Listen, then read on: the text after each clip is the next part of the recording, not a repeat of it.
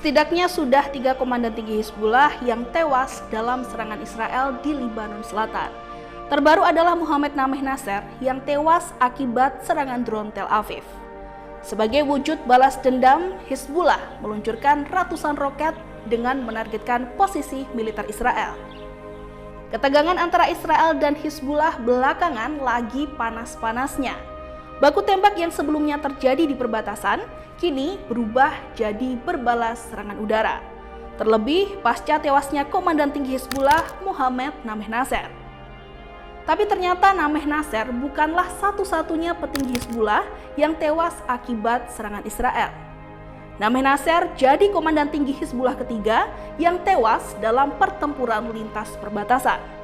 Lantas, siapa saja komandan Hizbullah yang tewas di tangan Israel dan seperti apa perlawanan yang dilakukan kelompok tersebut? Bersama saya Wiyuda Beta, kita bahas selengkapnya hanya di Brigade edisi kali ini.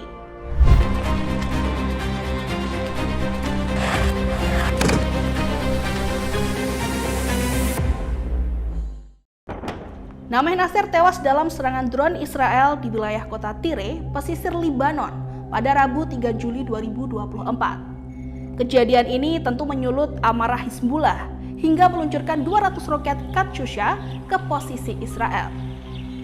Serangan Hizbullah ini disebut-sebut menjadi yang terbesar selama konflik dengan Israel berlangsung. Kematian Nameh Nasser seolah mengingatkan pada peristiwa serupa di mana serangan Israel turut menewaskan 2 komandan tinggi Hizbullah lainnya.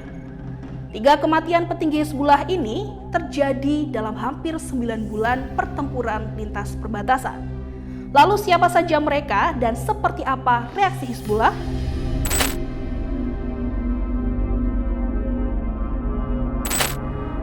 Awal tahun 2024, serangan Israel menewaskan Komandan Tinggi Hizbullah, Wissam Al-Tawil.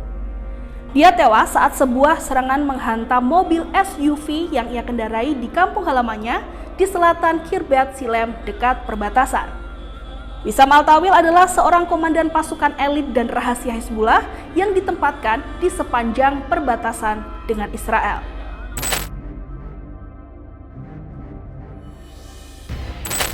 Taleb Sami Abdullah yang juga dikenal sebagai Abu Taleb tewas dalam serangan Israel yang menargetkan sebuah rumah. Diketahui di dalam rumah itu ada Abdullah dan 3 pejabat lainnya yang sedang bertemu. Lokasi rumah itu berada sekitar 10 km atau 6 mil dari perbatasan.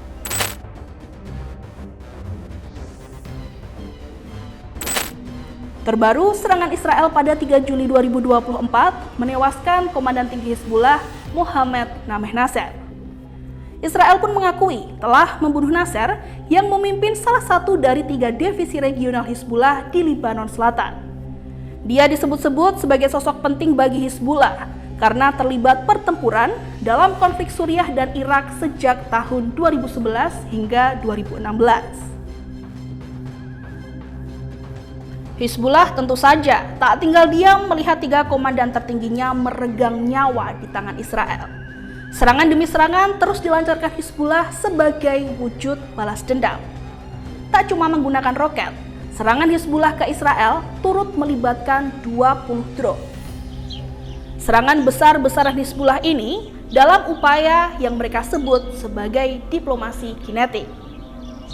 Diplomasi kinetik yang diusung Hizbullah bertujuan untuk menekan Israel, salah satunya agar Tel Aviv menyetujui gencatan senjata di Gaza.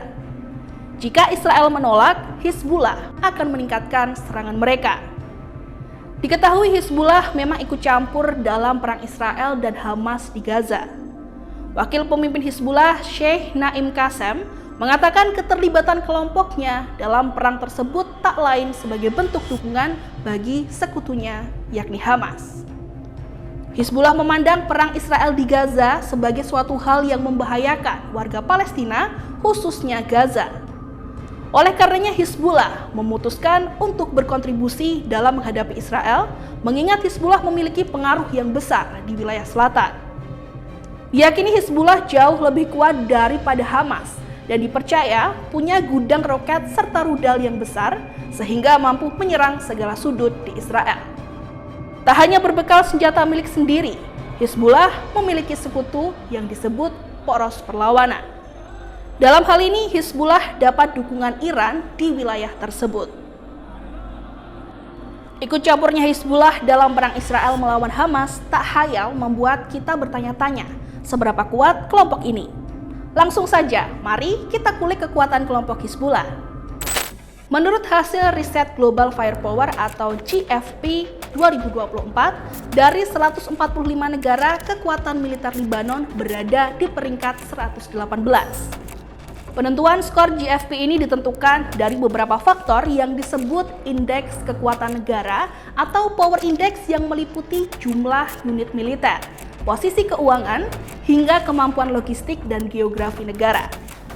Skala penilaian tertinggi power index adalah 0,0.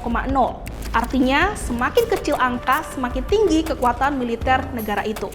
Dalam hal ini, Lebanon memiliki power index besar 2,4283.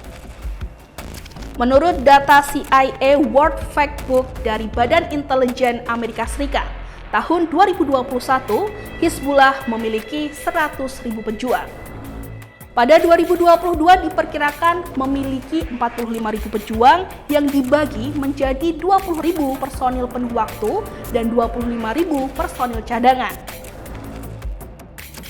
Kekuatan militer Hizbullah didukung lebih dari 150.000 rudal dan roket berbagai jenis dan jangkauan. Dikutip dari GFP, alutsista Hizbullah terbilang cukup lengkap. Kelompok ini memiliki alutsista mulai dari jet tempur, tank, roket, hingga kapal patroli. Dalam beberapa minggu terakhir, gagalnya perundingan gencatan senjata di Gaza meningkatkan kekhawatiran terjadi eskalasi yang lebih luas antara Lebanon dan Israel. Hizbullah dan Israel tengah berada di situasi panas dengan saling melancarkan serangan hampir setiap harinya di perbatasan, terlebih pasca tewasnya sejumlah petinggi Hizbullah. Akibatnya puluhan ribu orang yang berada di perbatasan termasuk warga Palestina yang mengungsi di kamp perbatasan Lebanon merasa cemas karena merasa tidak tahu lagi di mana tempat yang aman untuk mencari perlindungan. Sementara itu, pihak internasional terus mengupayakan solusi diplomatik untuk menyelesaikan kebuntuan konflik Israel dan berharap perang tidak meluas menjadi konflik kawasan.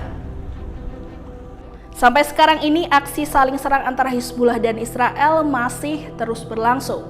Hizbullah bilang serangan dari pihaknya akan dihentikan jika ada gencatan senjata di wilayah Gaza secara total.